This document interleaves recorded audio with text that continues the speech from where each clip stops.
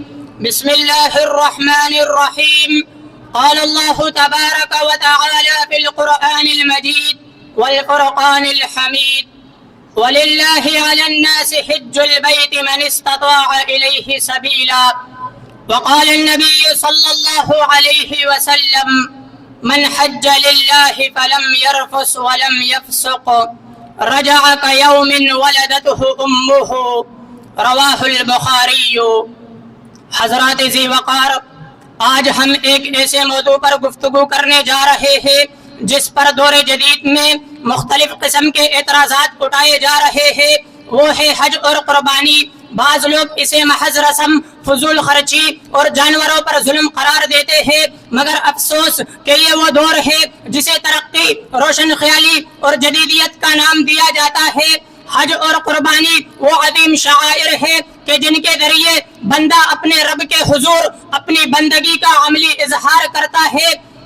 بعض لوگ حج کو ایک اجتماعی رسم قرار دیتے ہیں اور قربانی کو وسائل کا ضیاع کہہ کر اس کی روح کو مجروح کرنے کی کوشش کی جاتی ہے. کوئی کہتا ہے کہ اتنے اخراجات کو فلاحی کاموں میں لگا دینا زیادہ بہتر ہے، تو کوئی اسے جانوروں پر ظلم کے زاویے سے دیکھتا ہے.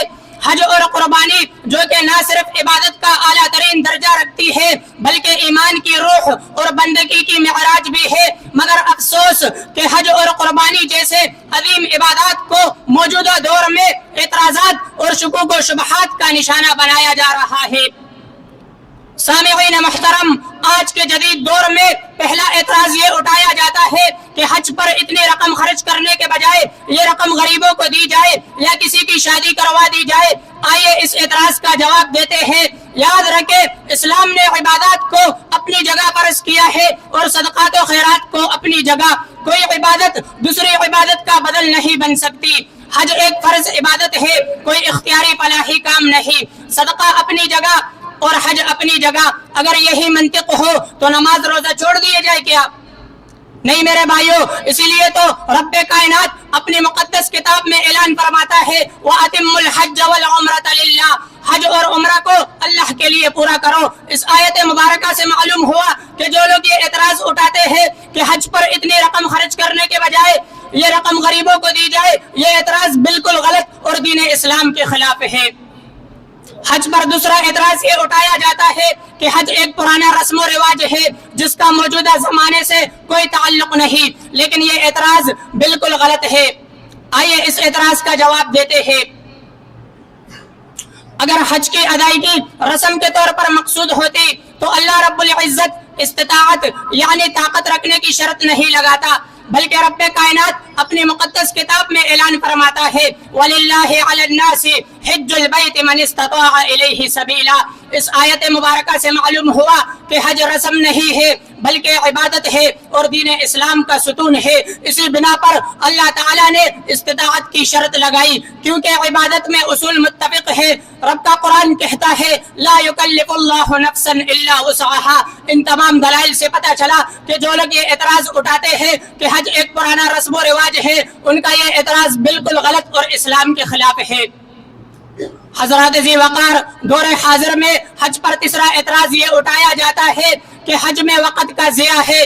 آئیے اس اعتراض کا جواب دیتے ہیں. یاد رکھیں، اللہ تعالیٰ کی طرف سے جو بھی عبادت مقرر کی گئی ہے وہ بطور فرض نیکی اور حسنات کے مقرر کی گئی ہے.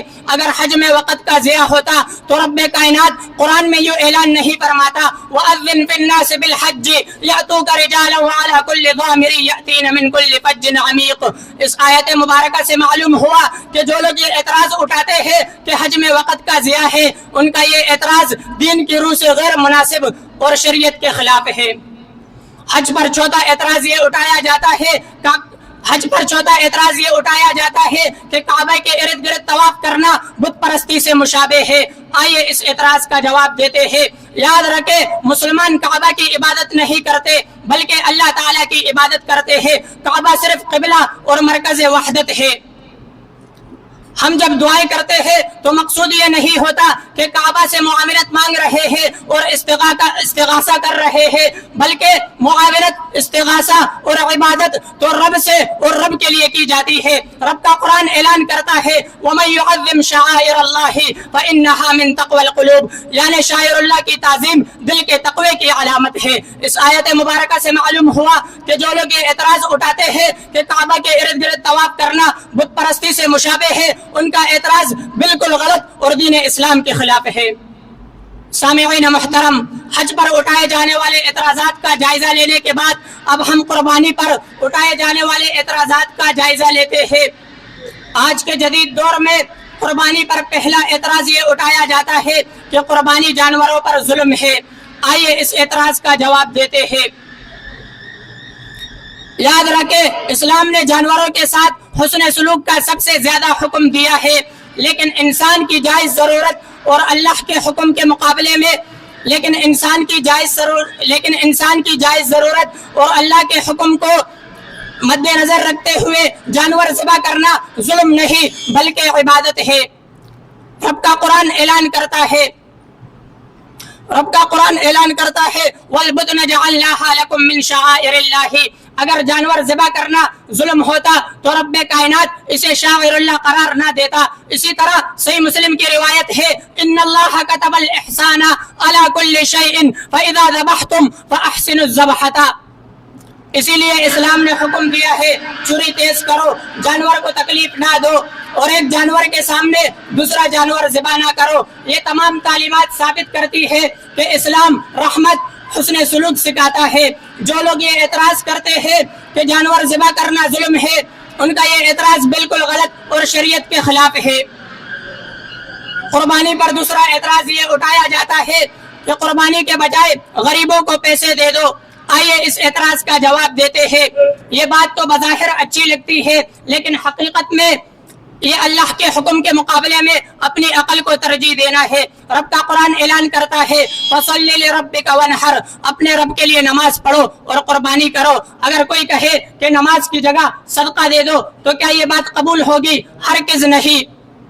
اسی طرح حج اپنی جگہ فرض ہے اور صدقہ اپنی جگہ نیکی ہے۔ دوسرے مقام پر رب کا قرآن اعلان کرتا ہے لَن يَنَالَ اللَّهَ لُحُومُهَا وَلَا دِمَاؤُهَا وَلَكِنْ يَنَالُهُ التَّقْوَى مِنْكُمْ۔ ان تمام دلائل سے پتہ چلا کہ جو لوگ یہ اعتراض اٹھاتے ہیں کہ قربانی کے بجائے غریبوں کو پیسے دے دو، ان کا یہ اعتراض دین اسلام کے خلاف ہے۔ اسی پر اتفاق کرتے ہیں۔ آمین وآخر دعوانا ان الحمد للہ رب العالمین۔